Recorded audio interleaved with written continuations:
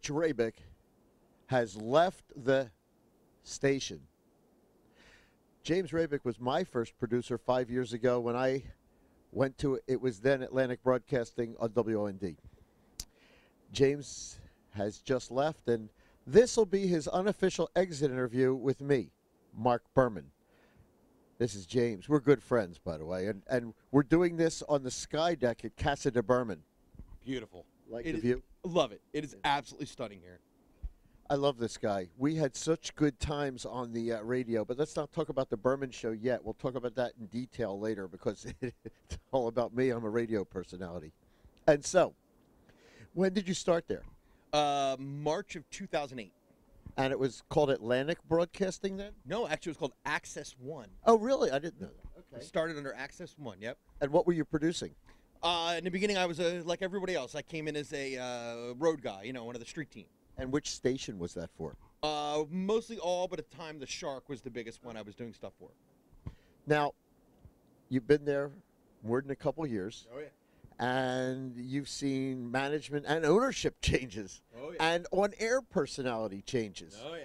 So, look, we have to limit this webcast to 17 hours. So, Switch, what's one of your best memories? You have any stories you can share with us? Are we talking art, like interview kind of stories? Or Oh, anything. Anything that you remember. The first thing that comes to mind when you think about working, wait, did you work in that building or was it another building you were in before that? No, I was always in that building, yep. I was Okay. always in that building. All right, so stories from that building, on air, interviews, people that came through, crazy people on air, whatever. I'll give you a couple. One is with you.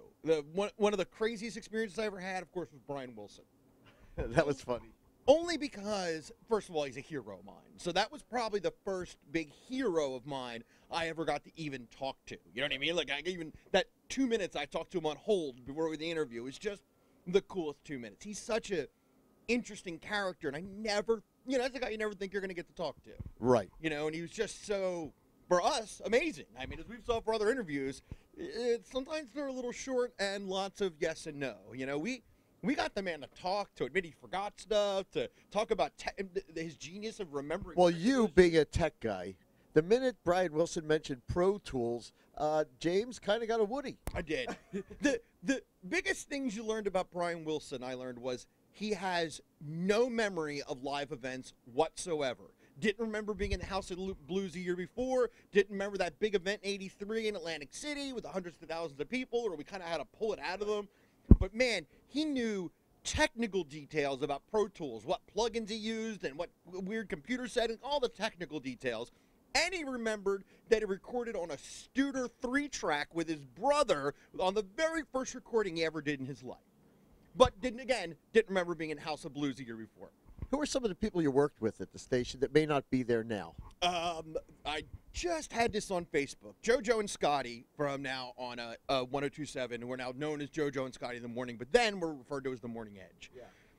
One of my biggest training grounds. You know, those guys are hilarious. Well, weren't you a part of their show? Weren't you on there as one of their cast of characters? I started off as their jackass, as Jitney James, their little jackass.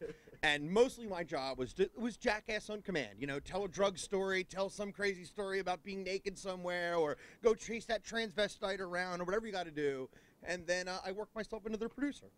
Now, I know you as James Rabic, and I call you Switch because I didn't give you that name. They did. Actually, they did, yeah. But here's the thing: you've had you've been so many different persona. Yes. What are some of the persona you were when you were at the bunker on New Road? Well, there I was Jitney James and Switch. Those were my two big ones. Should we talk about how you got the name Switch? I mean, we talked about it on the radio. Absolutely. Well, all right. My favorite game in the world was to guess why you got the name Switch. You know? Sorry, that was for my wife. So, and we used to make people guess on the show. It really happened because we had a porn star there, and they loved to get me to come in naked. So they were trying to describe on the radio proportionally how things are there. And they were trying to get her to understand it. Finally, Scotty Riley says, you know, like a light switch. Boom, and Switch is born. Oh. No, I've heard a lot of guesses. People think, oh, are you bisexual? Okay. Or are you, is it because you're like different teams or all different things? But that's the legitimate story there. And by the way, you'll see Switch on experienceindulgence.com on podcasts on that channel. So you go to experienceindulgence.com. By the way, it is Memorial Day weekend. So, we have people out here having a good time. After all, this is Absecon Island. We are in the city of Atlantic. And so anything else that comes to mind you'd like to talk about? Oh, God, there's lots of stuff in that building. I won't name names, but I can tell you some funny stories. My favorite story about an employee in that building is a guy who brought himself and his best friend, who you're not supposed to do, into the company truck. They drove themselves down to a Matthews show, which I don't even think was a sanctioned event for the company, and proceeded to get all banged up. Returned the truck to the building with ridiculous amounts of vomit all over the truck. Yeah, so? By the You way, can't do that? apparently not. Isn't vomit a natural thing that people do when things don't agree with them? Well, it is, but the difference is you can vomit all you like, and nobody has a problem with the pull over on the side of the road and let the vomit out thing. Yeah, I got you. But when you leave it all over the truck, the door's unlocked, the door's open, and just sort of stagger out and go home, sometimes your bosses have issue with that. If you had to return a truck, James, with poop or vomit, what would you choose? Poop. There you have it, James Switch Rabic. So come up with some worse stuff. We have a couple more minutes here. You know what it is? We talked about this before. We know a lot of you are watching, and he's going to actually name names and spill stories here, and we're going to expose everybody. We are. No, we're not. No. Yes, we are. No, we're not. No, we're not. No. But see, what we're going to do is we're going to kind of like pimp it out that way on social media because that's what's strong, and then you'll watch, and basically what you're going to get is what we're doing right now. Exactly. Exactly. And in fairness, I'll bet a couple of the people who these stories you referred to are going to watch this and go, "You are so lucky you didn't say my name. You are so lucky you didn't say my name." Oh, my favorite one was the guy who was on his way to an event in a company truck and had pot in his pocket. Oh, I remember. That was such a great story. That was during my time there. That was during your time there. Well, as was the first one, by the way. Really? Oh, yeah. Yeah, that was during the JSE days.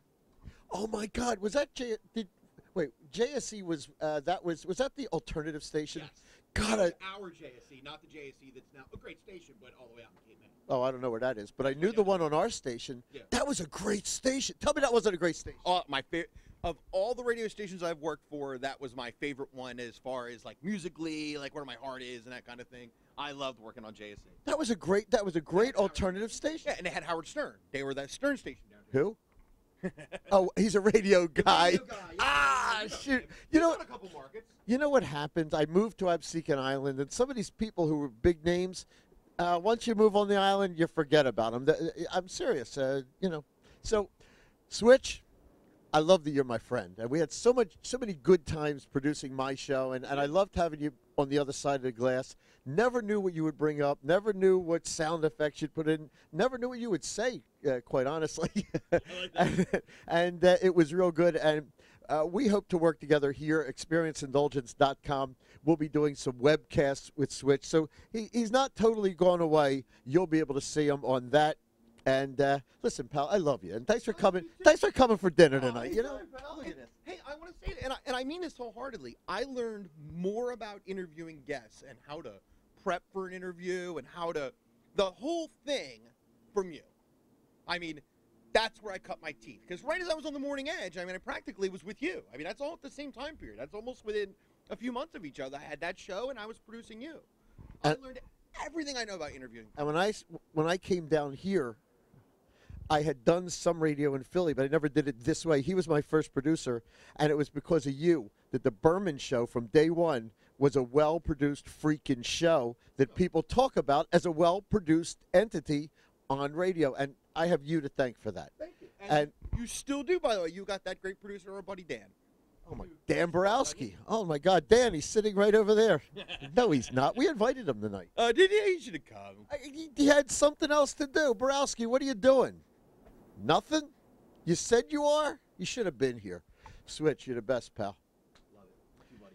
And that's it. Marc Berman, Saturday, 1 p.m. News Talk, 92.5 and 1400 WOND.